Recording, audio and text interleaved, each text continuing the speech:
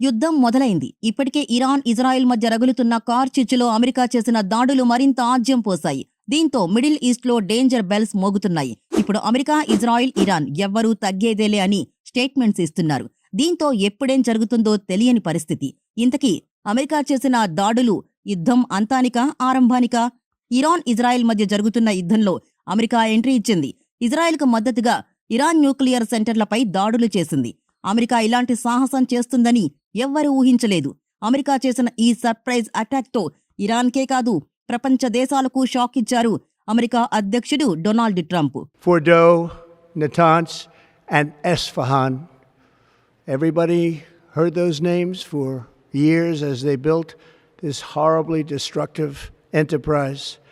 Our objective was the destruction of Iran's nuclear enrichment capacity and a stop to the nuclear threat posed by the world's #1 state sponsor of terror.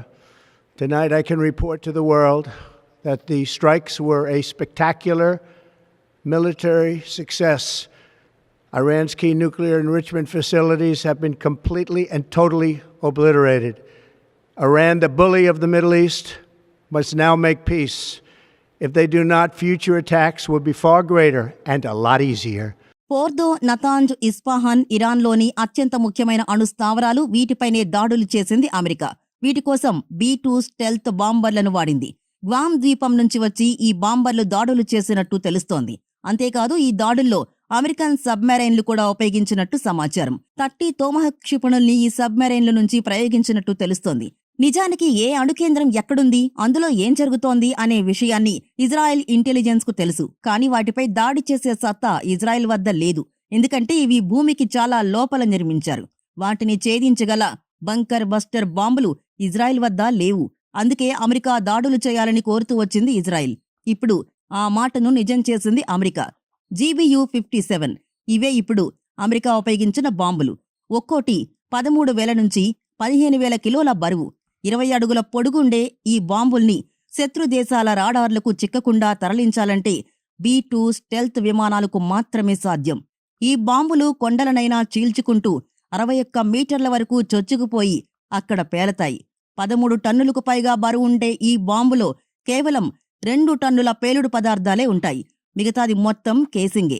అంతేకాదు ఈ బాంబుల్ని శత్రు దేశాలపై ప్రయోగించడం అమెరికాకు ఇదే తొలిసారి కావడం విశేషం. ఫోర్దో అణుకేంద్రం నిజానికి ఇరాన్లోని పర్వతం కింద నిర్మించారు. 300 అడుగుల లోతులో ఈ నిర్మాణం ఉంది.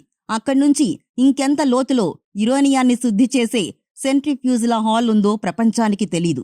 అందుకే ఈ దాడికి కేవలం 2 GBU-57 బాంబులు సరిపోతాయని అంచనా వేశారు.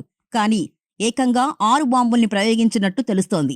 ఒక్కో B-2 బాంబర్ కేవలం 2 GBU-57 బాంబుల్ని మోసుకెళ్లగలదు. దీనిని బట్టి చూస్తే 2 కంటే ఎక్కువ B-2 బాంబర్లను ఉపయోగించినట్టు అర్థమవుతోంది. అయితే ఈ బాంబర్లు గ్వామ్ ఎయిర్ బేస్ నుంచి తరలించారా లేక డియాగో గార్సియా బేస్ నుంచి తరలించారా అనేది క్లారిటీ లేదు. కానీ ఎక్కువ శాతం ఈ బాంబర్లు డియాగో నుంచి వచ్చి దాడులు చేసి తిరిగి వెళ్లినట్టు అంచనా వేస్తున్నారు.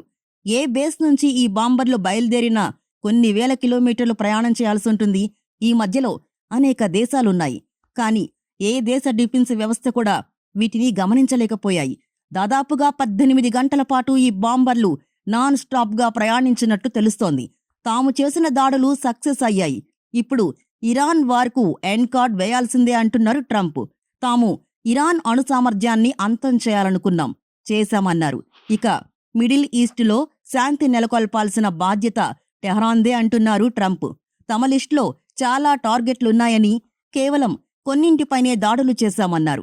అమెరికా దాడులు చేయగానే ఇజ్రాయెల్ ప్రధాని నెతన్యాహు కూడా రెస్పాండ్ అయ్యారు. ట్రంప్ చాలా గొప్ప నిర్ణయం తీసుకున్నారని ప్రశంసలు కురిపించారు. అంతేకాదు ట్రంప్ సరికొత్త చరిత్రను సృష్టించారన్నారు నెతన్యాహు. ఈ దాడులపై ఇరాన్ మాత్రం ఒంటికాలుపై లేచింది. ఇకపై అమెరికాతో దౌత్యం అనే అంశమే ఉండదని తేల్చి చెప్పింది. అమెరికా హిస్టరీలో ఓ మర్చిపోలేని గాయం ఖాయమైందంటూ తీవ్ర వ్యాఖ్యలు చేశారు ఆ దేశ విదేశాంగ మంత్రి సయ్యద్ అబ్బాస్. తాము శాంతియుతంగా ఏర్పాటు చేసుకుంటున్న అణు కేంద్రాలపై అమెరికా దాడుల్ని తీవ్రంగా ఖండించారాయన.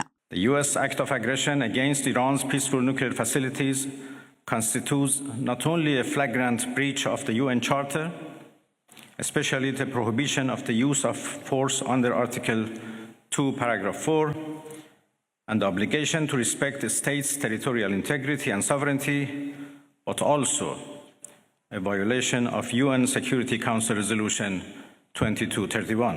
వ్యూహం. ఏ దాడి సక్సెస్ కావాలన్నా, ఏ యుద్ధం గెలవాలన్నా అవసరమైంది. అనేక యుద్ధాల్లో ఆరితేరిన అమెరికాకు ఇది వెన్నతో పెట్టిన విద్య. అందుకే ఆపరేషన్ మిడ్ నైట్ హమార్ పేరుతో ఇరాన్పై సర్ప్రైజ్ అటాక్ చేసింది.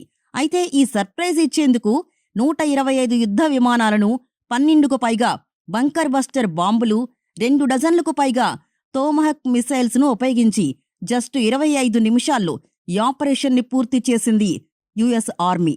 మరి అమెరికా చేసిన పని ఎలాంటి ఎఫెక్ట్ చూపించబోతోంది? దాని ఇంపాక్టు ఇతర దేశాలపై ఏ విధంగా పడనుంది? అమెరికా ఇరాన్లోని అణుకేంద్రాలపై దాడులు చేసింది నిజమే, కానీ అవి ఎంత మాత్రం సక్సెస్ అయ్యాయనేది ప్రస్తుతం మిస్టరీగానే ఉంది. దాడులు సక్సెస్ అయ్యాయని ఇప్పటికే ట్రంప్ ప్రకటించారు. కానీ ట్రంప్ మాటల్ని ఎంత మేరకు నమ్మాలి అనేది కాస్త అనుమానమే. ఎందుకంటే గతంలో ఆయన చేసిన వ్యాఖ్యలే దానికి నిదర్శనం. మరోవైపు అమెరికా చేసిన దాడుల్లో తమకు పెద్ద నష్టం ఏం జరగలేదని ఇరాన్ ప్రకటించింది. దాడులు జరిగింది నిజమే, కానీ వారు ఆశించినట్టుగా నష్టం జరగలేదని ప్రకటించింది. కీలకంగా భావించే 3 అణుస్థావరాల్ని, కీలకమైన వాటన్నింటినీ ముందే తరలించామని తెలిపింది. ఇక్కడ 2 కీలకమైన విషయాలున్నాయి. ఒకటి, ఇరాన్ ఇజ్రాయెల్ యుద్ధంలో జోక్యం చేసుకునే విషయంలో తుది నిర్ణయం తీసుకునేందుకు 2 వారాల సమయం తీసుకుంటారని చెప్పారు ట్రంప్. కానీ 2 రోజుల్లోనే దాడులకు గ్రీన్ సిగ్నల్ ఇచ్చారు. నిజానికి ప్రపంచాన్ని ట్రంప్ ఏమార్చారు. 2 వారాల సమయం ఉందని ఇరాన్ భావించింది. ఆలోపు ఏదైనా నిర్ణయం తీసుకోవచ్చు, లేదా ఇజ్రాయెల్పై దాడులు తీవ్రతరం చేయవచ్చు అని భావించింది. అంతేకాదు, వెంటనే దాడుల్ని ఆపేయాలంటూ సంధి ప్రస్తావన కూడా తీసుకొచ్చింది. కానీ ట్రంప్ మాత్రం 2 రోజుల్లోనే దాడులు చేసి షాక్ ఇచ్చారు. నిజానికి ఈ దాడిని ఇరాన్ అస్సలు ఊహించి ఉండదు. ఇక 2వ అంశం, ఇరాన్ అప్రమత్తత. ఇరాన్ అణుకేంద్రాలపై నిత్యం నిఘా ఉంచాయి ఇజ్రాయెల్, అమెరికా దేశాలు. అక్కడ చీమ చిటుక్కుమన్నా పట్టేస్తున్నాయి. రీసెంట్గా ఈ అణుకేంద్రాల వద్ద మూమెంట్ పెరిగినట్టు గుర్తించాయి. భారీ యంత్రాలు, భారీగా వాహనాలు అణుకేంద్రాల నుంచి రావడం వెళ్లడం గమనించాయి. ఇప్పుడు దీనికి సంబంధించిన శాటిలైట్ ఫోటోలు కూడా బయటకొచ్చాయి. అందుకే దాడుల్ని మరింత త్వరగా చేయాలని ఇజ్రాయెల్, అమెరికా భావించినట్టు అర్థమవుతోంది. అమెరికన్ ఆర్మీ కూడా శత్రు దేశాల్ని ఏమార్చడంలో సక్సెస్ అయింది. వైట్ మ్యాన్ ఎయిర్ బేస్, ఇది B-2 స్టెల్త్ బాంబర్ల ఫ్లీట్కు హోమ్ బేస్. ఇక్కడే 19 B-2 స్టెల్త్ బాంబర్లు ఉంటాయి. ముందుగా ఇక్కడ్నుంచి 2 B-2లు టేకాఫ్ అయ్యాయి. అక్కడ్నుంచి పసిఫిక్ సముద్రం వైపు వెళ్లాయి. ఈ సమయంలో గాల్లోనే పలుసార్లు ఇంధనం నింపుకున్నాయి. అదే సమయంలో డియాగో గార్సియా నుంచి మరో 2 B-2లు టేకాఫ్ తీసుకున్నాయి. అంతకుముందే మరో B-2 గ్రూప్ కూడా చక్కర్లు కొట్టడం ప్రారంభించినట్టు తెలుస్తోంది. మొత్తానికి ఎవరైనా వీటన్నింటినీ ట్రాక్ చేసిన రొటీన్ ఎక్సర్సైజ్లా కనిపించేలా ప్లాన్ చేసింది అమెరికన్ ఆర్మీ. అమెరికా ఇరాన్పై దాడులు చేస్తే రెడ్ సీలోని అమెరికా నౌకలపై దాడులు చేస్తామని ఇప్పటికే హౌతీలు ప్రకటించారు. ఇప్పుడు తాము దాడులు చేసేందుకు సిద్ధంగా ఉన్నామంటూ ప్రకటించారు. అంతేకాదు, అమెరికా బేస్లపై దాడులు చేస్తామని ఇరాన్ ప్రకటించింది.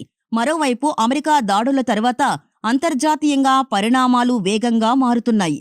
ఇప్పటికే చైనా, పాకిస్తాన్, రష్యా ఈ దాడుల్ని ఖండించాయి. అన్ని దేశాల చేతుల్లో కీలుబొమ్మైన పాకిస్తాన్ను పక్కన పెడితే ఇప్పుడు చైనా, రష్యా ఎలా రియాక్ట్ అవుతాయనే దాన్ని బట్టి 3వ ప్రపంచ యుద్ధం వస్తుందా రాదా అనేది తేలనుంది.